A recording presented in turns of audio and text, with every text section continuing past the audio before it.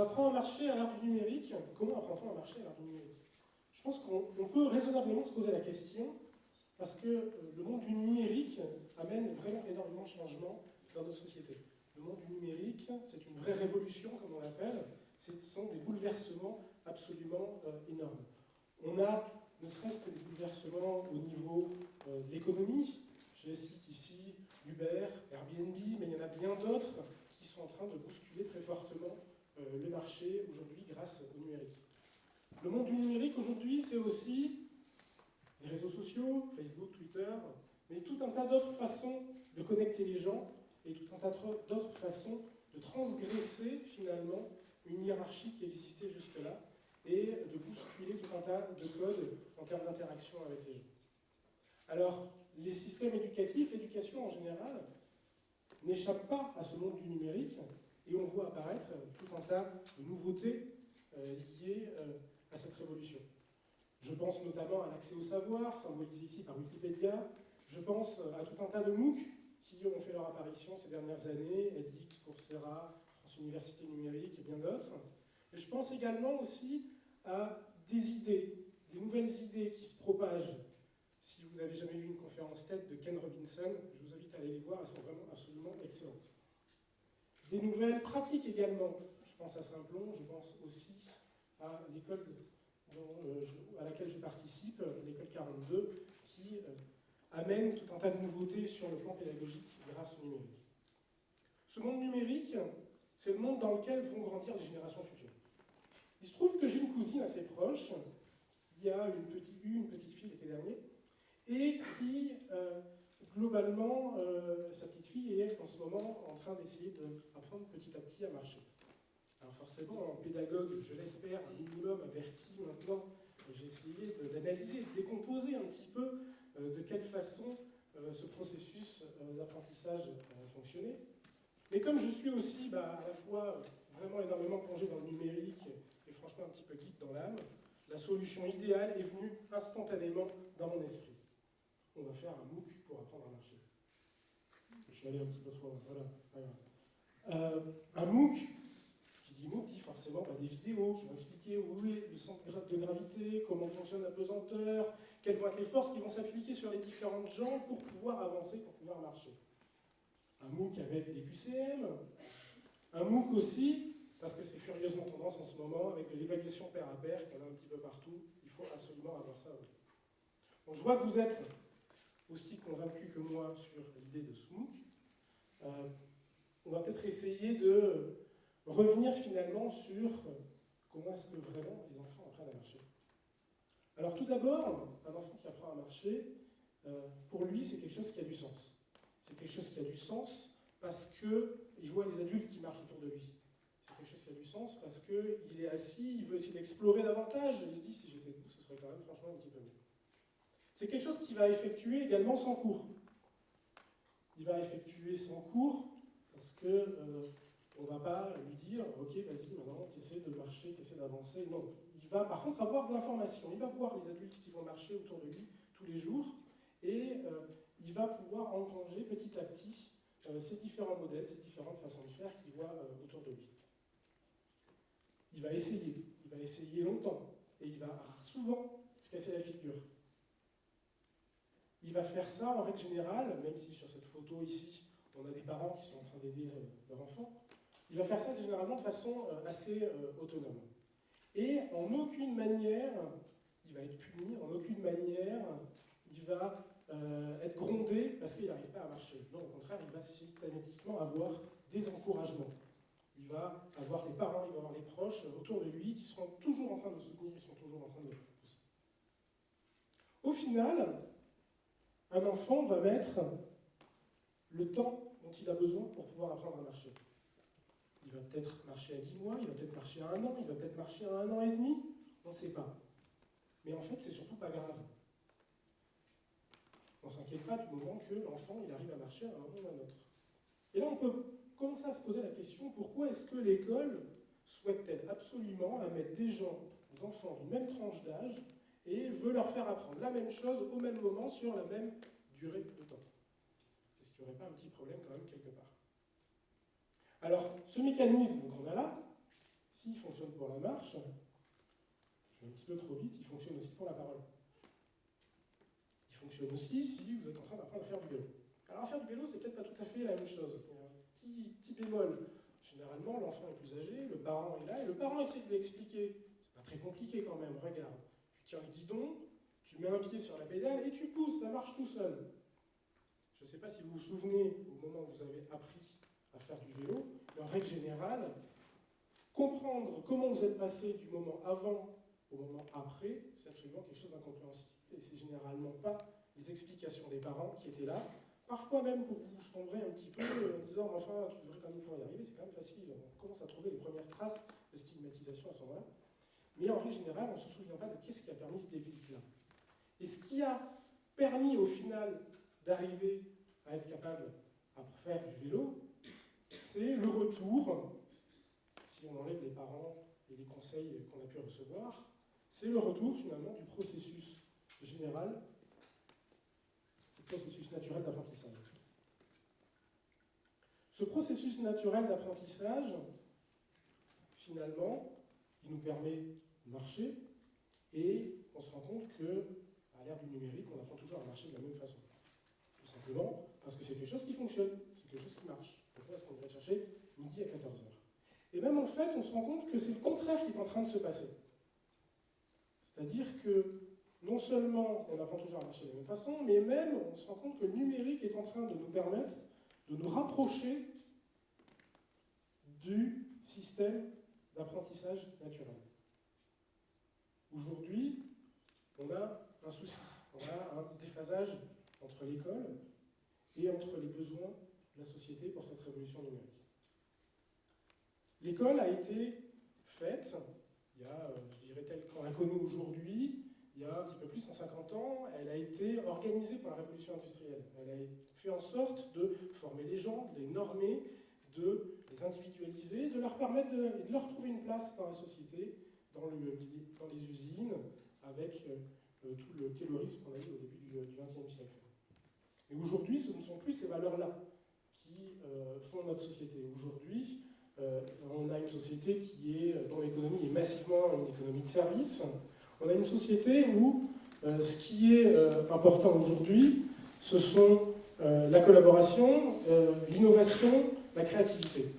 Des choses qui sont complètement, je dirais, aux antipodes du format pédagogique de l'école à l'origine. Pour preuve, on a malheureusement aujourd'hui environ un tiers d'une classe d'âge qui n'arrive pas jusqu'au bac. Donc c'est bien qu'on a un certain désamour, c'est bien qu'on a un schisme entre l'école et entre ce monde, cette nouvelle société qui s'offre actuellement. Alors l'école, bien évidemment, a cherché à compléter ce gap numérique. Elle a commencé à prendre tout un ensemble de mesures. On a vu tout à l'heure les MOOC, je pense aussi aux tablettes dans les classes, je pense également aux tableaux interactifs qui remplacent dans certaines écoles la craie et le tableau noir. Mais en règle générale, on reste sur le numérique uniquement comme un outil qui permet de déployer exactement la même pédagogie. Alors qu'aujourd'hui, au travers de nombreux exemples, on a tout un tas de nouvelles façons d'enseigner qui apparaissent grâce au numérique. Je pense notamment à des parcours individualisés. Les parcours individualisés, ça veut dire que pour chaque apprenant, on va pouvoir avoir des objectifs qui vont être complètement personnels. On va pouvoir avoir un cheminement qui va être complètement personnel et qui, du coup, va faire complètement sens pour la personne. C'est-à-dire qu'on est probablement plus motivé si ou non on a un objectif personnel et qu'on se dit je vais bâtir le parcours pédagogique, je vais bâtir la formation dont j'ai besoin pour pouvoir atteindre mon objectif. Donc on est forcément tout de suite nettement plus motivé. On va être aussi dans un système où l'information est omniprésente. Si l'information est omniprésente, est-ce qu'on a encore besoin d'avoir une phase de transmission de connaissances? Et là aussi, on a tout un tas d'expériences pédagogiques qui existent pour ça. Je pense notamment au système de classe inversée, où l'interaction avec le professeur n'est plus pour transmettre la connaissance, mais pour pouvoir, au contraire, discuter, débattre de la connaissance qui a été vue au préalable par les étudiants. Et ça, le numérique nous permet de faire ça. Le numérique nous permet aussi des zones d'expérimentation. Si vous êtes familier avec les serious games, si vous êtes familier avec les mécaniques dites de bac à sable, sont des zones qui sont à peu près, je dirais, fermées, dans lesquelles on va pouvoir mettre un apprenant, et il va pouvoir explorer, il va pouvoir tester, il va pouvoir essayer des choses, il va pouvoir finalement bidouiller à l'intérieur de cette zone d'expérimentation, sans trop en sortir, avec éventuellement un contrôle et un regard externe de la part d'un encadrant autour, pourquoi pas, mais on va retrouver toute cette démarche, j'ai envie de dire, de recherche scientifique finalement, où on va pouvoir faire des essais, on va pouvoir faire des tests, et où on va échouer forcément à un moment ou à un autre, pour se dire est-ce que j'étais en train d'emprunter une bonne voie, ou est-ce qu'au contraire, il faut que je change de voie, parce que c'était pas une bonne idée, c'était pas une bonne solution, le chemin sur lequel j'avais commencé mon parcours. On a aussi du multi-support. Le numérique aujourd'hui nous permet d'avoir des tablettes, nous permet d'avoir des smartphones, nous permet d'avoir des laptops. On peut faire ça dans le métro, on peut faire ça dans le train, on peut faire ça le soir, chez soi, n'importe quelle heure, du jour et de la nuit. Ça aussi, c'est quelque chose qui révolutionne énormément les pratiques en termes d'apprentissage. On a le numérique qui nous permet toute une gamification et tout un côté peer review, c'est-à-dire évaluation par les pairs. La gamification, la peer review vont permettre d'intégrer naturellement le fait de se tromper, le fait d'être évalué, le fait d'avoir un retour et se dire c'était bon ou c'était pas bon, et de pouvoir recommencer de façon sereine, sans se dire oh là là, on est en train de m'engueuler parce que j'ai mal fait. Si vous avez déjà acheté un jeu vidéo, ce n'est pas forcément le cas de tout le monde, en règle générale, vous n'achetez pas un jeu vidéo si vous êtes sûr de pouvoir passer tous les niveaux les uns après les autres sans jamais vous tromper. Au contraire, vous achetez un jeu vidéo parce qu'il y a du challenge, parce qu'à chaque niveau vous allez buter, à chaque niveau vous allez le faire et le refaire, jusqu'à ce que non seulement vous arriviez à solutionner le niveau, ou alors vous trouviez le meilleur chemin, la meilleure façon de solutionner ce niveau-là. Et c'est tout ça qui fait partie de votre attrait pour le jeu. On a des dispositifs d'apprentissage qui répliquent complètement ce mécanisme-là et qui vont être des éléments très importants de motivation des gens dans leur parcours pédagogique. Le peer review aussi est quelque chose qui va contribuer fortement à la motivation des apprenants. Lorsque on a une note qui vient d'un professeur par rapport actuellement à la hiérarchie qu'il y a entre l'apprenant et entre l'enseignant et l'apprenant, on a souvent, à tort, à raison, j'imagine que les points de vue forcément de part et d'autre sont bien différents. On a en tout cas un sentiment, souvent chez l'apprenant, de rejeter la note, de ne pas accepter son propre échec par rapport à l'unicité de la note. Le fait d'avoir une note qui n'est pas donnée par quelqu'un qui a un ascendant hiérarchique, le fait que la note soit donnée par quelqu'un qui est au même niveau, qui soit un apprenant, qui soit en train d'apprendre les mêmes choses, qui soit sur le même parcours pédagogique que vous, et le fait qu'il n'y en ait pas qu'un seul, mais qu'il y en ait plusieurs, participe aussi à la démarche d'acceptation de son propre échec, de ses propres erreurs, et permet plus facilement de les intégrer et de reproposer une nouvelle solution qui va être plus pertinente et qui va remplir peut-être les conditions pour passer au niveau suivant si on continue à raisonner en termes de gamification. Enfin, chacun a son rythme. Le numérique permet des formations de 3 jours, le numérique permet d'étaler la même formation sur 3 mois, le numérique permet même d'étaler une formation tout au long de la vie s'il y en a besoin. Alors si on y regarde un petit peu plus près, finalement, qu'est-ce qu'on a là? On retrouve les principes pédagogiques de notre apprentissage naturel qu'on découvrait tout à l'heure avec la marche. On retrouve aussi le thème de ce TEDx, Less is best. On a moins de contraintes pour plus de liberté, on a moins de passivité pour un cursus avec des apprenants qui sont beaucoup plus actifs, qui sont beaucoup plus impliqués, qui sont beaucoup plus partie prenante dans la formation qu'ils sont en train de faire.